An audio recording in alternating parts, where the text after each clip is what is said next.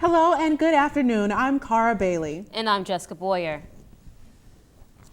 Florida A&M University officials announced the majority of Hurricane Matthew evacuees utilized the free shelter facilities have returned home.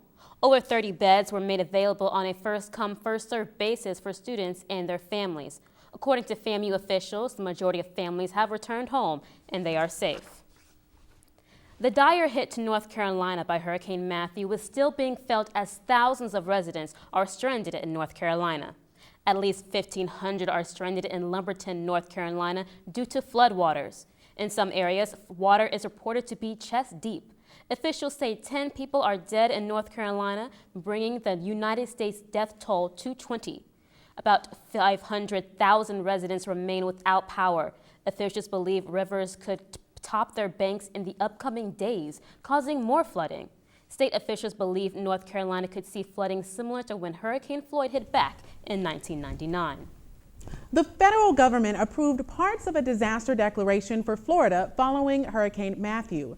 Governor Rick Scott received partial approval for debris removal and emergency protective measures due to the severe damage caused by Hurricane Matthew. However, funding for work on government buildings, roads, and parks was not approved. Officials estimate damages to be around $6 million. 4-year-old Rebecca Lewis, who sparked an Amber Alert across 5 states, has been found. Lewis was abducted from her home in Lakeland, Florida on Saturday. The Tennessee Bureau of Investigation tweeted earlier today that Lewis has been found and is safe. Lewis's abductor is in custody, says TBI. Businesses and companies often open and close, but rarely does it happen immediately. Multi-journalist Tiana Jones tells us more about the rapid closing of Tallahassee's Logan Roadhouse restaurant. The Southern-inspired restaurant Logan's Roadhouse, located on Appalachia Parkway, has closed permanently.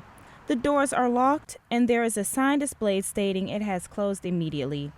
According to USA Today, the Nashville-based steakhouse filed for Chapter 11 bankruptcy protection in August due to years of declining sales and slow customer traffic.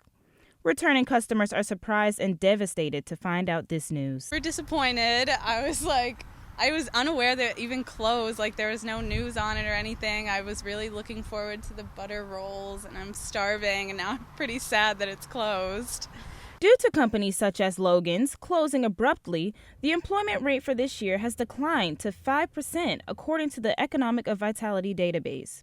The associate director at SBDC, FAMU School of Business and Industry, says companies tend to fail due to scarcity in funds. Lack of cash flow. Okay, that's the primary reason. So they're either, number one, undercapitalized to start, or their cash flows are not enough to sustain their expenses. So by and large, those are the primary reasons why businesses go out of business.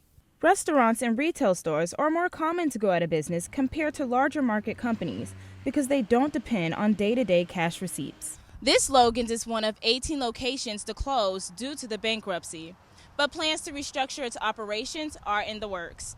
With FAMU TV 20, I'm Tiana Jones. When it comes to community relations, the city of Tallahassee is making sure to bring its fair share to the table. Our own Cara Bailey tells us how the city is doing it. More than 1,000 Tallahassee residents gathered Sunday for a seat at the longest table ever. Attendees enjoyed free entertainment and plates of free food that was apparently good enough to get the people talking. We're talking local politics and how great it is that our local leaders actually stood up and to opposition and did Cascades Park. This event's venue stretched the entire block of FAMU Way from Railroad Avenue to Pinella Street. One of the benefits of the longest table is bringing community leaders in close proximity with the community. The tables were lined with thought bubbles, guiding citizens to talk about topics ranging from community and police relations to race and economic inequality. Mayor Gillum says he has high hopes for the conversations. And my hope is, at the end of the day, because of the assemblage of diverse people from different parts of our community, that the next time folks hear about something or read something in the paper that happens in a different part of our city, that instead of being judgmental of what they see and they read, that they may be more curious about why something happens or didn't happen. The third annual event is part of an ongoing effort to foster healthy and diverse communication within the community. The city also hosts smaller gatherings with the same theme. It's funded in part by a $57,250 grant from the Knight Foundation. The city plans to continue the event in 2017. For News 20 at 5, I'm Cara Bailey. A Haitian mother gave birth to twin sons only hours after Hurricane Matthew devastated the island. Julian Cadet has initially planned for a motorcycle to take her to the hospital. Cadet's trip was halted when the motorcycle could not cross a river. She was then left to travel by foot to try to make it to the hospital. Cadet was bleeding and trudging along a dirt road when workers from the St. Boniface Hospital spotted her. Now, Brea Hollingsworth in our studio tells us who broke Michael Jackson's record. Brea? Step aside, Michael Jackson. Hip-hop star Drake has recently broken a 32-year record for the most American Music Awards nominations. The Hotline Bling singer earned a record-breaking 13 nominations, beating out Michael Jackson's 11 to the hit Thriller. The singer is leading in categories such as Artist of the Year, Favorite Male Artist, and Favorite Rap Artist.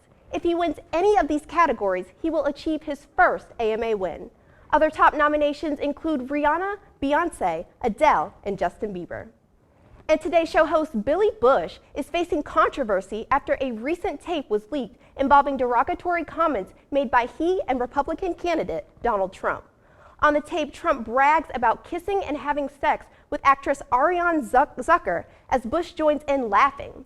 NBC suspended the former Access Hollywood host on Sunday for his involvement in the tape. NBC executives said there was simply no excuse for Bush's language and behavior. On Friday afternoon, Bush issued an apology for his comments. However, sources are saying that Bush is likely to be fired after his suspension.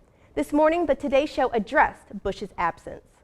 And if you're looking to see a great film, FSU Opening Night's Performing Arts and the Askew Student Life Cinema are presenting Donald Cried. The film, directed by Jesse Wakeman, is a part of the Southern Circuit Film Tour. For more information, visit the FSU Opening Nights website. I'm Brea Hollingsworth with your entertainment. Back to you at the desk.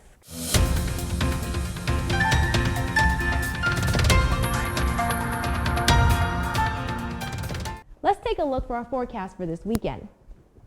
Tuesday, we have a high of 83 and a low of 66. Wednesday should be partly cloudy skies with a high of 83 and a low of 64. Thursday should be 88 with a low of 54. Let's take a look for Friday and Saturday, our weekend. The high should be 87 with a low of 52. And on Saturday, the high should be 88 with a low of 65. This is Giselle Thomas with your weather. Back to you at the desk.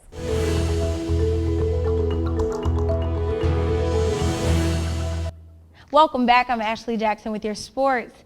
The Rattlers of Florida A&M University went to North Carolina Central on Saturday. The Rattlers could not build on their single win of the season from last week. Now the Rattlers lost 17-13 as both teams had their portion of problems trying to engage their offense game on a rain-soaked field. Next week, the Rattlers will go up against Delaware State in Delaware Saturday at 2 p.m. Across the tracks, the Florida State Seminoles extended their winning streak over the Miami Hurricanes Saturday night. I know you saw it. The Seminoles clinched the 20-19 victory over the Hurricanes with 1 minute and 38 seconds remaining in the fourth quarter. The Seminoles ended the Hurricanes' 4-0 win streak after FSU's DeMarcus Walker blocked the point after attempt. This is the 7th straight win for the Seminoles over the Hurricanes, and the Seminoles' homecoming game will be this Saturday against Wake Forest at 3:30 p.m. And as the college football playoffs approach, Texas A&M University looks like a title threat. The team went into a wild double overtime showdown on the field. The Tennessee Vols took a major hit. Texas A&M continues to sit at the top with a 6-0 record, which took 2 decades for them to reach. Now that's the first time since 1994. The Texas Aggies have a high chance of gaining the title. And that's all for your sports. I'm Ashley Jackson. Back to you guys at the desk. Well, thank you guys for tuning in. That's going to do it for us tonight. For Ashley Jackson and Giselle Thomas, I'm Cara Bailey. And I'm Jessica Boyer. Thanks for watching. And also remember to follow us on FAMUTVnews.com for more news updates. Have a great evening.